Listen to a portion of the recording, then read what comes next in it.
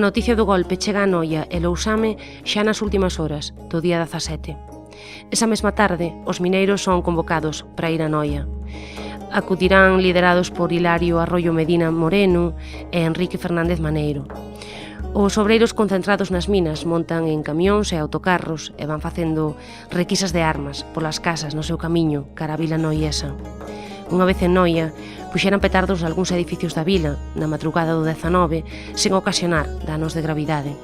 Os petardos tiveron como albo a torre do campanario da igrexa de San Martiño, a Casa dos Frades de San Francisco, o convento das Trinitarias e a capela de San Bernardo.